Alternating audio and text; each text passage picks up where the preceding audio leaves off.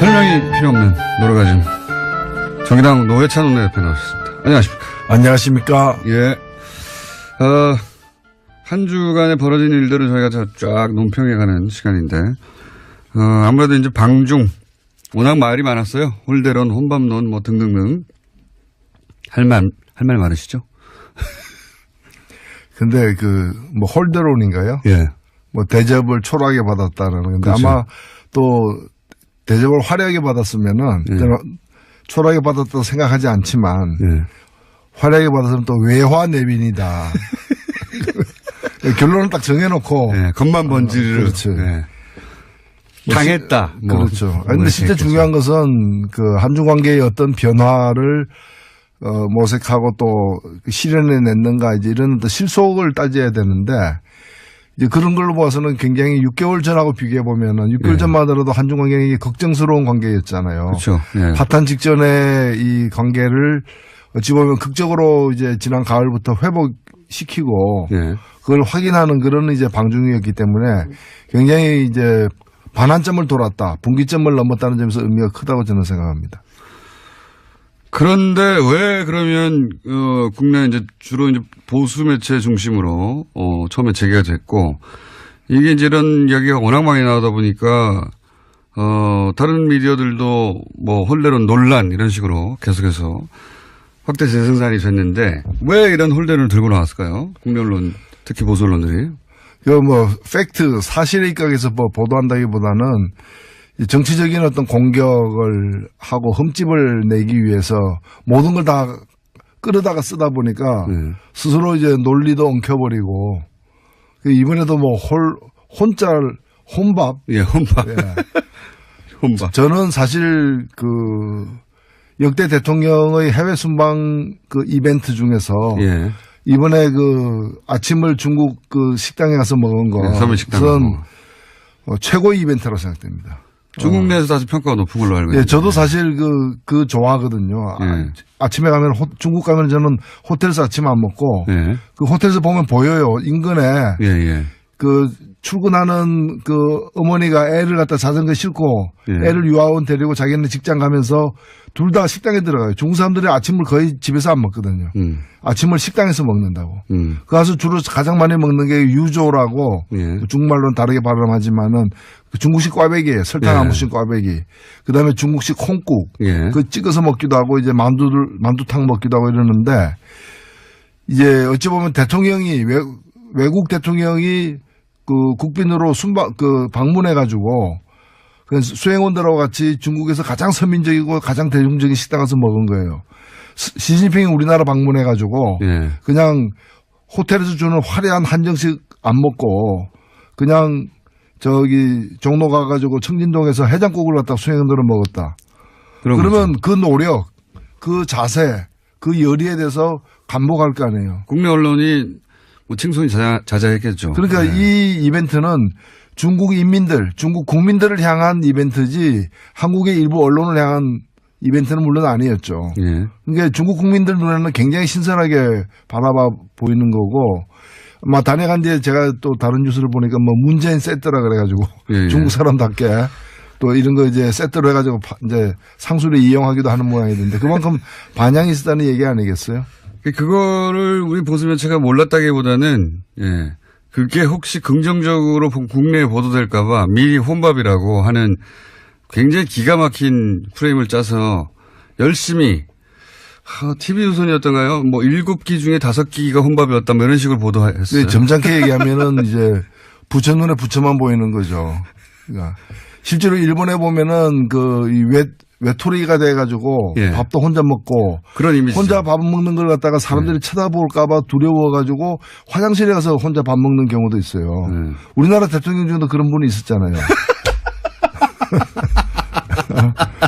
프랑스 가가지고 외국 갈 때마다 전자레인지를 갖다가 호텔 방에 갖다 놓고 혼자 데펴가지고 뭘 데폈는지는 잘 모르겠지만 한국에서 가져간 거 데펴다가 혼자 먹는 그게 일본어로 치면은 혼자 화장실 가서 밥 먹는 아이와 같은 상태라고 보는 거죠. 그런 걸 혼밥이라고 불러야지. 지금 이거는 어찌 보면 굉장히 저돌적으로 중국 사람들에게 그 마음에 파고들기 위해서 나는 이렇게 노력한다는 처절하게 보여주는 거거든요. 맞습니다. 이거 뭐 네. 총리하고 아침밥 먹는 것보다 100배 낫죠. 효과적인 전략적 외교 선택한 거라고 보고 실제 문재인 대통령이 아니라 박근혜 전 대통령이었던 보수 매체는 이걸로 가지고 아주 입이 마르게 칭찬을 했겠죠. 예, 했을 텐데 진짜 혼밥이라고 생각해서가 아니라 그렇게 초라하고 외교도 못하고 평가도 못 받고 외국에 나가봐야 같이 밥 먹어준 사람도 없다. 이런 이미지를 더 씌우려고 한 거였겠죠. 예. 이걸 엄청나게 보도했어요. 근데 엄청나게 혼밥이라고. 정말 악의적이었는데 이렇게 성과를 깎아내린 이유 중에 하나가 곧 지방선거이기 때문이기도 하지 않습니까? 사실은. 사실은 뭐 이렇게 비판할 게 별로 없다 보니까 이거 비판하는 거 아니에요. 그렇긴 한데 효과적이었다고 생각하는 것 같아요. 계속해서 써먹는 걸 보면. 그러면 이 중국 방문에서 여전히 남은 과제는 뭐라고 보십니까? 예, 일단은 더 나쁜 관계로 이렇게 변질되는 걸 막았다는 점에서 사드 문제를 둘러쌌던 그 긴장과 갈등을 일단은 봉합을 한 거죠. 근데 왜 봉합하냐 완전히 해결해야지. 근데 지금 당장에는 완전히 해결할 방법이 없는 거예요, 사실은. 절대 없습니다, 절대. 없기 때문에 더 악화되지 않도록 일단 만들어 놓은 것도 저는 성과라고 보고 이제 이걸 어떻게 잘 관리해 나가는 게 앞으로의 숙제인 것이죠.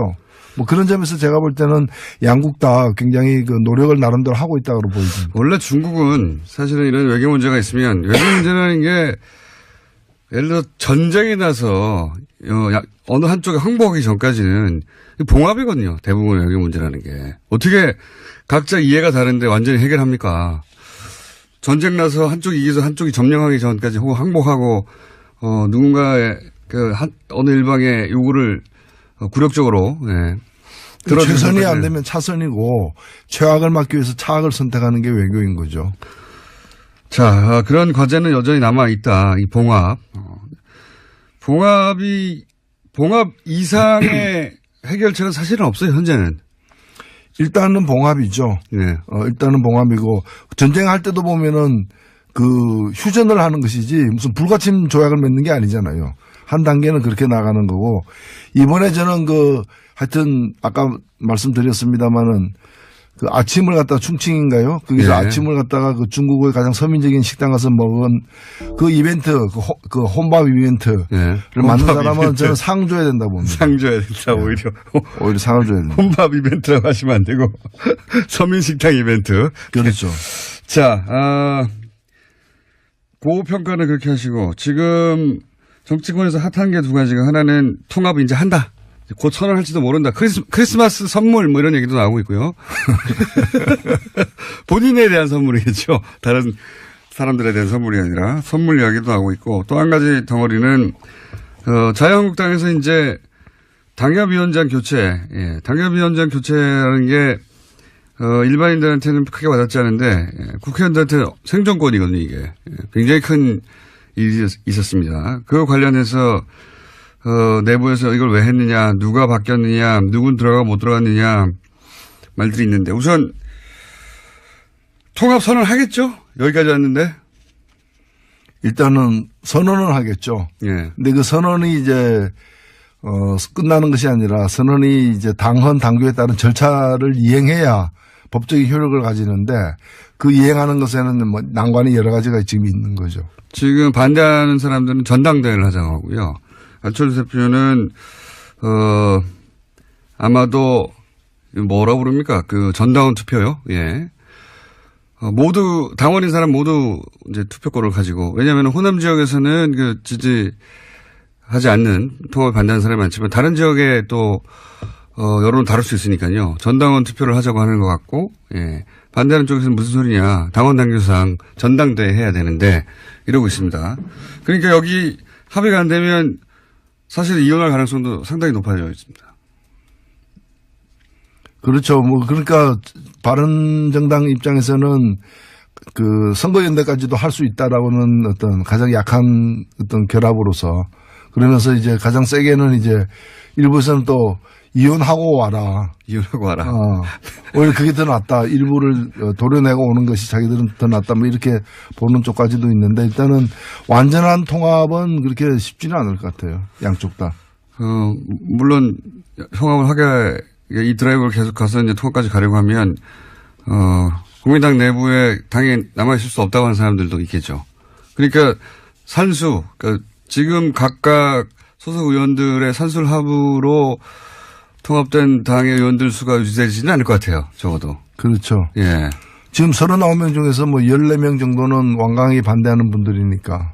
최소한 뭐 10명 정도 나가버리면 들어오는 것보다 많아지니까 숫자가 더 줄어들거든요. 숫자가 줄어들음에도 불구하고 이제 하려는 이유가 숫자가 중요하지 않다 지금은. 그렇죠. 예. 예. 그 보수 재편의 그림 속에서 진행되는 게 아닌가. 예. 결국 중도 보수로 규합해가지고 범보수로 확장하는. 예. 그걸 갖다가 이제 대권 전략으로 이제 보는 거죠. 안철수 대표는 그러니까 진보 진영의 유권자들이 그쪽에서 지지 기반이 본인이 약하다고 판단한 것 같아요. 그래서 떠나는 겁니다. 지금 사실은. 본인의 정체성을 새롭게 발견한 거죠. 알고 보니 보수였다. 뭐 이래가지고. 예. 자기가 하려고 했던 새 정치는 새 보수 정치였다. 지금. 대면이에요. 예. 대면. 자, 방랑 정치죠. 방랑 정치. 자유한국당 사정은 어떻다고 보십니까? 지금 홍준표 대표가 사실은 친홍 체제를 차근차근 구축해가면서 친박들은 계속 쳐내고 있어요. 예. 예. 거기에 친박을 제압해 가는 데는 어느 정도 성공했습니다. 실제. 그렇죠. 근데 사실 친박 자체가 예. 말이 친박이고 부자 망해도 3년 간다 그러는데 그래서 당분간 갈 걸로도 이제 보였지만은 실은 이미 그 수장이 예. 지금 서울구치소에 있는 것이고 나머지들도 거의 지금 체포동의안이 이렇게 제기되거나 또는 네. 이제 조사를 받아야 될 처지에 놓이거나 다 이런 처지지 않습니까? 사실상 괴멸했다고 봐야죠. 괴멸했다. 네. 그러면 남아있는 양축은 홍준표 대표하고 김무성 전 대표 이 정도 되는 거 아닙니까? 지금 그렇죠. 예. 그게 이제 신주류 세력이라 봐야죠. 근데 홍준표 대표하고 김무성 전 대표가 그렇다고 친박 몰아내고 당권을 장악하는 데까지는 갔지만 둘이 그냥 잘 지내기만 하려지는 않을 거 아닙니까? 예, 거기는 이제 다음 시즌이죠. 다음 시즌에서 싸울 상대죠. 이번 시즌에는 힘을 합해야 되는 거고 예. 다음 시즌에서는 서로 싸워야 되는 그런 운명적 관계죠. 유여해 최고위원이 이 당협위원장에서 탈락한 거는 어떻게 보십니까? 예, 그건 아마 이제 그런 게 일종의 파퓰리즘이죠. 재물로 바친 거죠. 예. 재물로. 로마 원형 경기장 같은 데서 이제 관중들이 다 이렇게 손가락을 땅 쪽으로 향하는 그런 상황에서 이제 재물을 던져준 거죠. 자, 유해, 최고위원은 재물이라고 지금,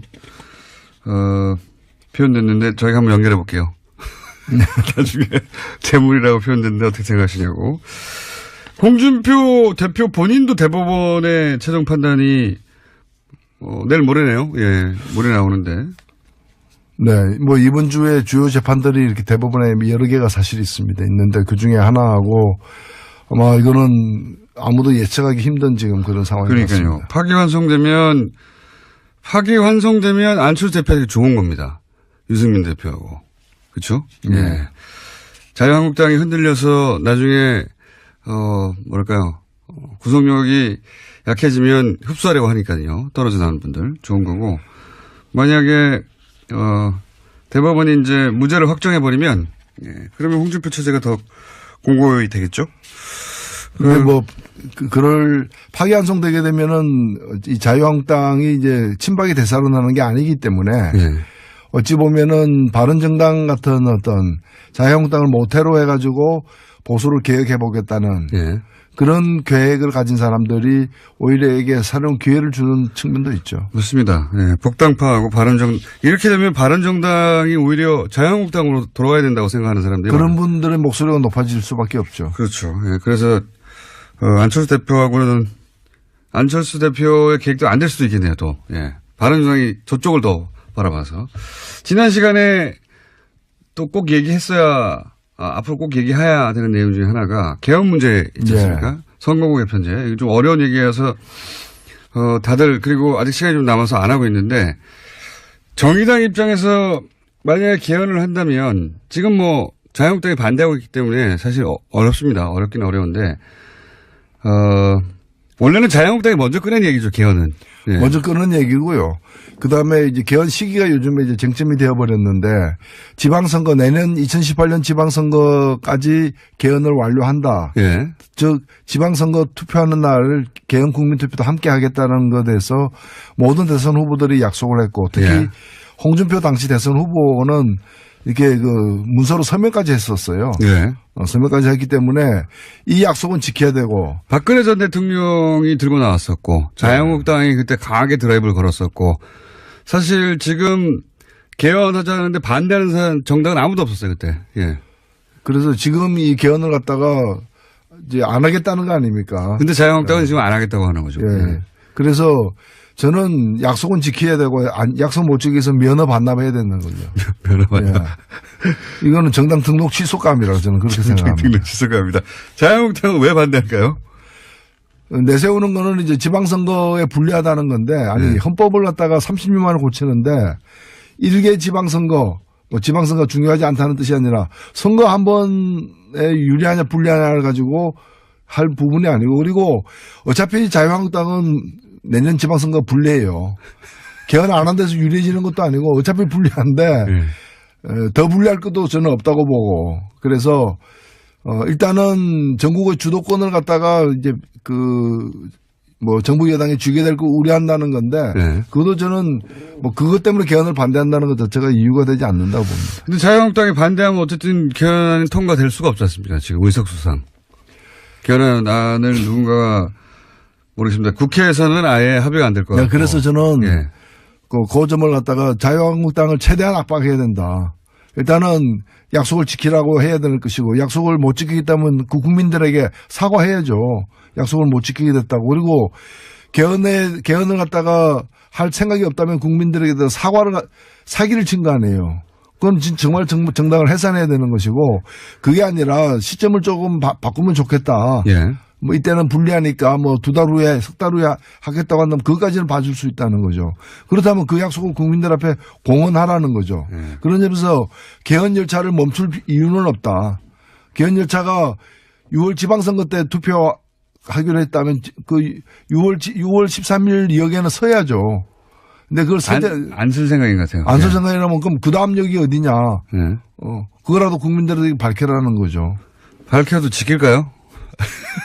그러니까 저는 그렇게 안 지킬 것 같으면은 이 운동장을 떠나라 이렇게 얘기를 해야 되는 거죠. 운동장을 떠나라. 현실적으로 자유한국당이 반대하는 한 개헌을 할 방법이 없었습니까, 사실. 국회를 통과하지를 못하니까. 그건, 부차적인 문제는 아니지만 그건 그대로 두고 만약에 개헌을 한다면 꼭 포함되어야 하는 내용이 뭡니까, 정의당 입장에서. 선거구제 개편이죠. 예, 뭐 여러 가지가 사실입니다. 저는 정의당은 기본권 신장과 지방분권을 강조하는 게 기본이고요. 특히 기본권과 관련해서도 해서 이 노동권을 갖다가 복원시키는 재헌의회 수준으로 우리가 이 정부를 처음 만들 때 헌법을 처음 설계할 때의 정신으로 돌아가는 그래서 지금 그동안에 독재 정권들이 들어서면서 부당하게 기본권들을 제약한 특히 노동상권을 제약한 부분을 갖다가 회복시키는 내용 그다음에 선거와 관련해 가지고 비례성의 원칙을 선거에 못 박는 이제 헌법 조문에다 못 박는 비례선거의 원칙을 좀 더 자세히 설명해 주시면요. 네, 이제 국민의 민심 그대로 선거 결과에 반영될 수 있도록 하는 이거는 여러 가지 측면 하나는 이제 선거 제도와 관련해서 지금의 선거 제도가 예를 들면 가장 뭐 비근한 예로 정의당이 7.3% 얻고 의석을 7.3% 가지는 게 아니라 의석은 2%밖에 못 가지는 이런 문제들. 그다음에 인구 대비로 표의 등가성 문제.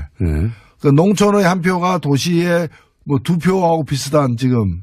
그건 왜 그런지 설명해 주십시오. 그게 이 선거구를 획정할 때 예를 들면 10만 명당 한 명을 뽑는다고 이러면 농촌 같은 도시에는 20만 명당 한 명까지를 허용하는 거예요. 독일 같은 경우에는 1.5 이상이 되면 위헌이다. 뭐 1.25, 1.3대 1 이렇게 이제 비율을 정했는데. 비율을 정하고 있는데 우리는 지금 2대 1까지 허용하고 있거든요. 그러니까 이제 농촌 지역이 어차피 인구가 좀 적어서 네. 1대1로 할 수는 없다 하더라도 그 비율이 너무 차이가 난다. 그렇죠. 예. 이제는 지금 2대 1까지 허용하고 있는데 1.5대 1 정도까지로 낮출 필요가 있습니다. 그래서 근접하게 만들어야 되는 도시 15만 명이 농촌 10만 명하고 같은 대표성을 갖도록 하는 정도까지 지금은 농촌 10만 명이 도시에 20만 명이 되는 네. 꼴이 되기 때문에 그러니까 농촌에서 지지하는 정당이 유리하죠. 네, 그렇죠. 정치 세력이. 그래서 농민들의 어떤 그 목소리를 정치에 반영하는 것은 당연히 필요하고 중요하지만은 지금 이것이 농민들의 목소리를 반영하는 구조가 아니라 그렇죠. 농촌의 그 보수적인 기득권 세력들을 갖다가 그 정치 세력들을 연명시키는 제도로 악용되고 있기 때문에 이 비례성의 원칙을 갖다가 더 되살리는 그런 이제 그 헌법 조항을 갖다가 삽입하는 것이 필요하다는 거죠. 그러니까요. 10만 지금 명. 국회 개헌특위에서도 네. 국회 자문위원회 안으로 이렇게 나와 있습니다. 나와 있다. 요는 결국은 표를 받은 만큼 국회의원들이 국회에 진출해야 되는 게 맞고 또 하나 도시와 농촌을 비교하자면 농촌이 보수 성향 때문에 이제 보수 정치 세력이 유리하게 지금 짜져 있는 비율을 낮춰야 된다. 예. 그런 말씀이신 거죠. 그 두 가지가 반지. 그러니까 요 비례성의 원칙은 뭐 명칭은 여러 가지 있습니다. 뭐 독일 정당 명부제부터 시작해서 많은 명칭이 있는데 뭐라고 부르든 간에. 그리고 지금 권력구조에 대한 여러 가지 안들이 나와 있지만은 어떤 권력구조가 채택되든 국회의 권한이 다소 지금보다 많아지는 건 사실이거든요. 예. 그렇다면 국회의 권한을 지금처럼 잘못된 선거제도를 가지고 뽑힌 국회의 권한을 더 높이는 것은 더 문제가 있을 수 있기 때문에 국회의원을 민심이 그대로 반영되는 선거제도가 전제된 후에 그 속에서 새로 뽑힌 국회의원들이 권한이 다소 높아지는 거라면 몰라도 현재와 같은 상태에서 국회의 권한이 더 높아지는 것은 바람직하지 않을 수도 있다. 저는 그렇게 봅니다. 정의당 입장에서는 이제 내각 책임제도 지금 뭐 현재 일당이 될 수 없으니까 내각 책임제도 괜찮다, 좋다 이런 입장이죠. 이론적으로 보면은 내각 책임제가 가장 우수한 제도라는 것은 뭐 이론이 없습니다. 누구나 다 인정하는 거고요. 문제는 타이밍의 문제인데 그것을 지금 우리의 국민들의 요구, 그다음에 정치 문화, 그다음에 국회에 대한 어떤 신뢰 정도 여러 가지를 종합했을 때 국회의원의 실력도 넣죠. 그렇죠. 그것이 또 정당 정치의 어떤 발전 정도 이런 것들이 지금 당장의 내각제를 실현할 정도가 되느냐 안 되느냐에 대해서는 다양한 판단이 사실 있는 개인적으로는 어떻게 생각하십니까? 저는 내각제가 훌륭한 제도로 생각하지만은 지금 당장에 국민들의 동의를 얻기에는 여론조사 결과가 나타나는 것처럼 쉽지 않다는 생각을 갖고는 있습니다. 물론 방향은 우리는 내각제 방향이지만 근데 더 위험한 건 뭔가 하면은 소위 분권형 대통령제라는 이름 하에 숨어 있는 이원 집정제. 뭐 대통령은 외치, 그다음에 그렇지. 수상은 내치.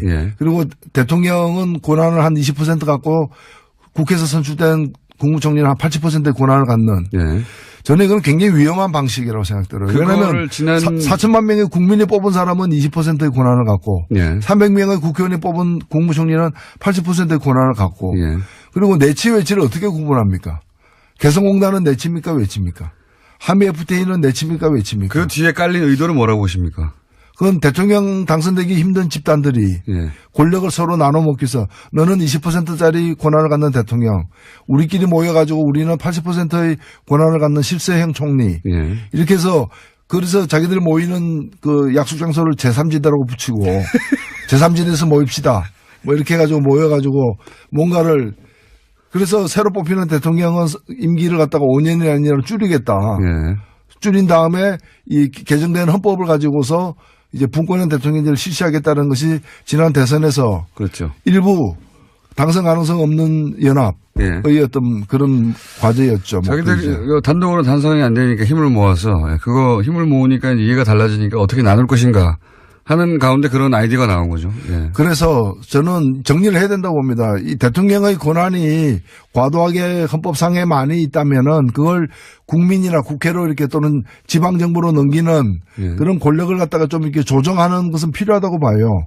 그러나 그것의 대안으로 분권형 그것에 대안으로 이원 집정부제 네. 이런 걸 대안으로 내놓는 것은 굉장히 위험천만한 발상이다. 나눠 먹으려고 하는 사람들이 만들어낸 발상. 국민을 위한 개헌이 돼야 되는데 일부 정치인을 위한 개헌이 되도록 내버려둬서는 안 된다고 저는 봅니다. 오늘 좀 심각한 얘기를 했습니다. 네. 근데 이 개헌 이야기는 아직은 시기가 이르다 싶기도 하면서도 한편으로는 이제 시간도 없어요, 별로. 이제는 해야 됩니다. 그리고 네. 국민들에게 해온 약속이고 네. 마지막 개헌한 지 30년이 됐습니다. 그 이전에 40년 동안 9번 개헌하고 30년 동안 개헌 한 번도 안 했거든요. 그래서 묵은 숙제를 갖다가 털어버리는 그런 개헌이 필요하다고 봅니다. 현실적으로는 근데 쉽지 않은 상황이다. 네. 오늘은 여기까지 하겠습니다. 지금까지 정의당의 노회찬 원내대표였습니다. 감사합니다. 네, 감사합니다.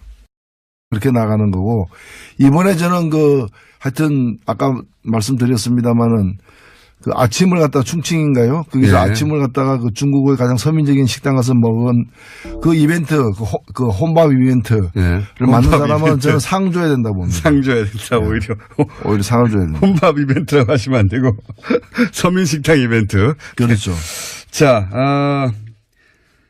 고평가는 그렇게 하시고, 지금 정치권에서 핫한 게 두 가지가 하나는 통합을 이제 한다. 곧 선언할지도 모른다. 크리스마스 선물 뭐 이런 얘기도 나오고 있고요.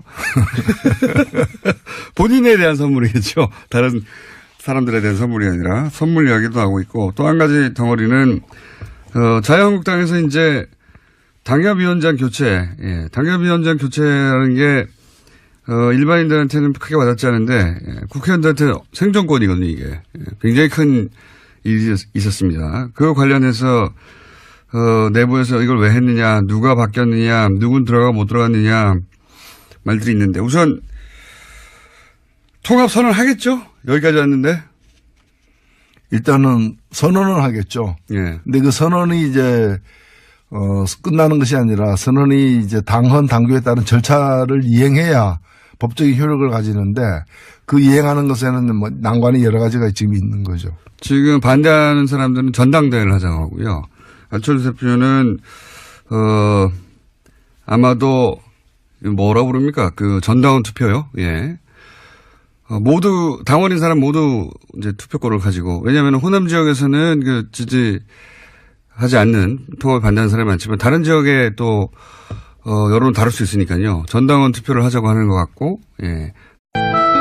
설명이 필요 없는 노래가즘 정의당 노회찬 원내대표 나오셨습니다. 안녕하십니까? 안녕하십니까? 예. 한 주간에 벌어진 일들을 저희가 쫙 논평해가는 시간인데, 아무래도 이제 방중, 워낙 말이 많았어요. 홀대론, 혼밥론, 뭐 등등등. 할 말 많으시죠? 근데 뭐 홀대론인가요? 예. 뭐 대접을 초라하게 받았다는 건데 그렇죠. 아마 또 대접을 화려하게 받았으면은 예. 저는 초라하게 받았다고 생각하지 않지만 예. 화려하게 받았으면 또 외화 내빈이다. 결론을 딱 정해놓고. 예. 겉만 번지르르. 그렇죠. 예. 당했다. 뭐. 그렇죠. 그런데 진짜 중요한 것은 그 한중 관계의 어떤 변화를 모색하고 또 실현해 냈는가 이제 이런 어떤 실속을 따져야 되는데 이제 그런 걸로 봐서는 굉장히 6개월 전하고 비교해 보면은 6개월 예. 전만 하더라도 한중 관계가 걱정스러운 관계였잖아요. 그렇죠. 예. 파탄 직전에 이 관계를 어찌 보면 극적으로 이제 지난 가을부터 회복시키고 예. 그걸 확인하는 그런 이제 방중이었기 때문에 굉장히 이제 반환점을 돌았다. 분기점을 넘었다는 점에서 의미가 크다고 저는 생각합니다. 그런데 왜 그러면 국내 이제 주로 이제 보수 매체 중심으로 처음에 재개가 됐고 이게 이제 이런 이야기가 워낙 많이 나오다 보니까 다른 미디어들도 뭐 홀대론 논란 이런 식으로 계속해서 확대 재생산이 됐는데 왜 이런 홀대론을 들고 나왔을까요? 국내 언론 특히 보수 언론들이. 그 뭐 팩트 사실에 입각해서 뭐 보도한다기보다는 정치적인 어떤 공격을 하고 흠집을 내기 위해서 모든 걸 다 끌어다가 쓰다 보니까 또 이런 거 이제 세트로 해가지고 이제 상술에 이용하기도 하는 모양이던데 그만큼 반향이 있었다는 얘기 아니겠어요? 그거를 우리 보수 매체가 몰랐다기보다는 예. 그게 혹시 긍정적으로 국내에 보도될까봐 미리 혼밥이라고 하는 굉장히 기가 막힌 프레임을 짜서 열심히 TV조선이었던가요? 뭐 7끼 중에 5끼가 혼밥이었다 뭐 이런 식으로 보도했어요. 네, 점잖게 얘기하면은 이제 부처 눈에 부처만 보이는 거죠. 그러니까 실제로 일본에 보면은 이 외톨이가 돼가지고 예. 밥도 혼자 먹고 그런 이미지. 혼자 밥 먹는 걸 갖다가 사람들이 쳐다볼까봐 두려워가지고 화장실에 가서 혼자 밥 먹는 경우도 있어요. 우리나라 대통령 중에도 그런 분이 있었잖아요. 프랑스 가가지고 외국 갈 때마다 전자레인지를 갖다가 호텔방에 갖다 놓고 혼자 데펴가지고 뭘 데폈는지는 잘 모르겠지만 한국에서 가져간 거 데펴다가 혼자 먹는 그게 일본으로 치면은 혼자 화장실 가서 밥 먹는 아이와 같은 상태라고 보는 거죠. 그런 걸 혼밥이라고 불러야지. 지금 이거는 어찌 보면 굉장히 저돌적으로 중국 사람들에게 그 마음에 파고들기 위해서 나는 이렇게 노력한다는 처절하게 보여주는 거거든요. 맞습니다. 이거 뭐 총리하고 아침밥 먹는 것보다 100배 낫죠. 100배 효과적인 전략적 외교 선택한 거라고 보고 실제 문재인 대통령이 아니라 박근혜 전 대통령이었던 보수 매체는 이걸로 가지고 아주 입이 마르게 칭찬을 했겠죠. 예, 했을 텐데 진짜 혼밥이라고 생각해서가 아니라 그렇게 초라하고 외교도 못하고 평가도 못 받고 외국에 나가봐야 같이 밥 먹어주는 사람도 없다. 이런 이미지를 더 씌우려고 한 거였겠죠. 예. 이걸 엄청나게 보도했어요. 근데 엄청나게 혼밥이라고. 정말 악의적이었는데. 이렇게 성과를 깎아내는 이유 중에 하나가 곧 지방선거이기 때문이기도 하지 않습니까? 사실은. 사실은 뭐 이렇게 비판할 게 별로 없다 보니까 이거 비판하는 거 아니에요. 그렇긴 한데 효과적이었다고 생각하는 것 같아요. 계속해서 써먹는 걸 보면. 그러면 이 중국 방문에서 여전히 남은 과제는 뭐라고 보십니까? 예, 일단은 더 나쁜 관계로 이렇게 변질되는 걸 막았다는 점에서 사드 문제를 둘러쌌던 긴장과 갈등을 일단은 봉합을 한 거죠. 근데 왜 봉합하냐 완전히 해결해야지. 근데 지금 당장에는 완전히 해결할 방법이 없는 거예요, 사실은. 절대 없습니다, 절대. 없기 때문에 더 악화되지 않도록 일단 만들어 놓은 것도 저는 성과라고 보고 이제 이걸 어떻게 잘 관리해 나가는 게 앞으로의 숙제인 것이죠. 뭐 그런 점에서 제가 볼 때는 양국 다 굉장히 노력을 나름대로 하고 있다고 보입니다. 원래 중국은 사실은 이런 외교 문제가 있으면 외교 문제라는 게 예를 들어 전쟁이 나서 어느 한쪽에 항복하기 전까지는 봉합이거든요. 대부분 외교 문제라는 게. 어떻게 각자 이해가 다른데 완전히 해결합니까? 전쟁 나서 한쪽이 이겨서 한쪽이 점령하기 전까지 혹은 항복하고 누군가의 어느 일방의 요구를 굴욕적으로 최선이 안 되면 차선이고 최악을 막기 위해서 차악을 선택하는 게 외교인 거죠. 자, 그런 과제는 여전히 남아 있다. 이 봉합. 봉합 이상의 해결책은 사실은 없어요. 현재는. 일단은 봉합이죠. 네. 일단은 봉합이고 전쟁할 때도 보면은 휴전을 하는 것이지 무슨 불가침 조약을 맺는 게 아니잖아요. 한 단계는 스스로 이제 논리도 엉켜버리고 이번에도 뭐 혼밥. 예, 혼밥. 예. 혼밥. 저는 사실 역대 대통령의 해외 순방 이벤트 중에서 이번에 아침을 중국 식당에 가서 먹은 거. 식당. 최고의 이벤트라고 생각됩니다. 중국 내에서 사실 평가가 높은 걸로 알고 있는데. 예, 저도 사실 좋아하거든요. 아침에 가면 중국 가면 저는 호텔에서 아침 안 먹고 호텔에서 보면 보여요. 인근에 출근하는 어머니가 애를 갖다 자전거 싣고 애를 유아원 데리고 자기는 직장 가면서 둘 다 식당에 들어가요. 중국 사람들이 아침을 거의 집에서 안 먹거든요. 아침을 식당에서 먹는다고. 그래서 주로 가장 많이 먹는 게 유조라고 중국말로는 다르게 발음하지만은 중국식 꽈배기예요. 설탕 안 묻힌 꽈배기. 그다음에 중국식 콩국. 찍어서 먹기도 하고 이제 만두탕 먹기도 하고 이러는데 이제 어찌 보면 대통령이 외국 대통령이 국빈으로 방문해가지고 수행원들하고 같이 중국에서 가장 서민적이고 가장 대중적인 식당 가서 먹은 거예요. 시진핑이 우리나라 방문해가지고 그냥 호텔에서 주는 화려한 한정식 안 먹고 그냥 종로 가가지고 청진동에서 해장국을 갖다 수행원들은 먹었다.